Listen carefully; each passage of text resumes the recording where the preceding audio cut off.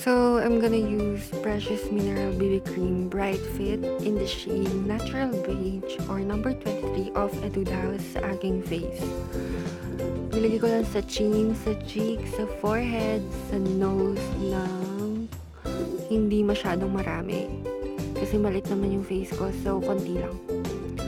Then, I brush it. I use brush kasi ang BB cream ay light coverage lang siya. So, mas pinili kong gumamit ng brush instead of sponge.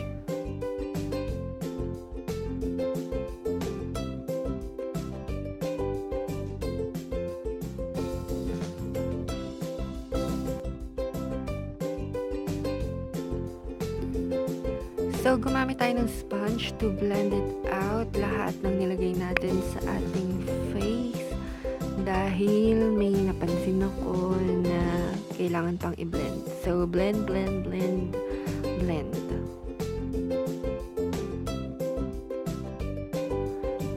Go girl! Blend lang ng blend hanggang sa ma-blend lahat ng dapat i-blend sa iyong face.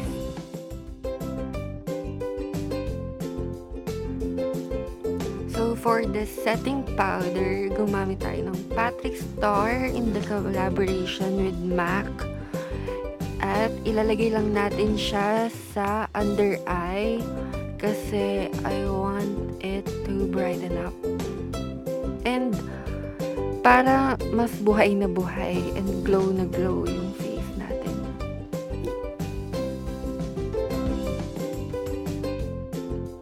And maglalagay tayo sa ating forehead and sa mga areas na nagpapawis talaga ako, kaya yun. At blend lang ng blend, hindi ko na siya binig kasi mas makapit agad kapag in-sponge na natin and na-absorb agad naman siya ng ating face. So for the eyebrow, I use Anastasia Beverly Hills brush para i-brush lang natin yung ating brows. Hindi ko siya nilagyan ng kahit ano dahil makapal naman na yung kilay ko, as you can see. Hindi ko na rin fill in dahil yung everyday makeup look ko is parang hindi lang nakakilay. So after ko gumamit ang brush, gumamit naman ako ng brow mascara para magstay lang yung brows natin kung saan natin siya gustong magstay. Hindi gaya ng ex mo, hindi nagstay. So sa brows natin daanin. Kahit yan man lang magstay, girl. Let's go with the lashes. Ang ginawa ko na lang is nag-curl na lang ako ng aking lashes at hindi na ako gumamit ng mascara kasi okay na ako sa lashes ko, okay na siya, buhay naman na siya pag kinurl. So, hindi na tayo magmamascara. Go. So, go back with the Patrick Star setting powder and ilalagay ko to sa eyelids ko para mag-set lang dahil lalagyan natin siya ng eyeshadow para mas magkaroon din ng konting buhay yung ating eyelids.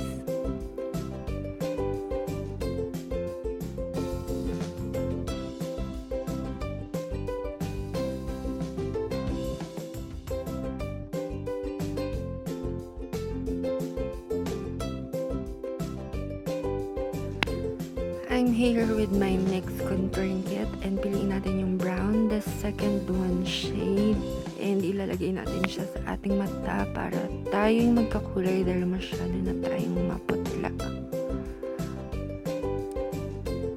I-blend lang natin into our crease. So pag nilagay na natin, i-blend mo lang ng i-blend para lumabas yung totoo niyang kulay. Diba ganyan naman yung ex mo nung umpisa, mabait, tapos after noon, lumabas na naman yung totoong kulay niya.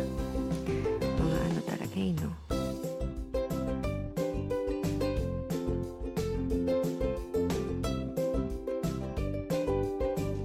Eto na tayo sa favorite part ko, ang blush on. So, I use MAC in the shade pink.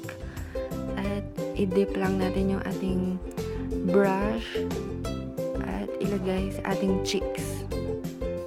Yes, aaminin ko, sobrang addict ko sa blush. Kaya yan, dagdag pa rin ako ng dagdag. Let's dip into the pink MAC blush. At ilagay lang natin dyan sa ating cheeks, sa nose, cheeks ulit. Go! Blush. Oh my god. Super blush. I need that. You need that, girl. As you can see, hindi talaga ako nag-contour dahil yun ang aking routine. Naglagay lang ako ng blush sa aking chin, sa side ng aking face, and sa aking jaw para magbigay ng natural glow. We're here na sa highlighting kit and I'm gonna use my NYX contouring and highlighting kit in the first shade of its highlighter. And let's put it on our cheeks. Highlighting.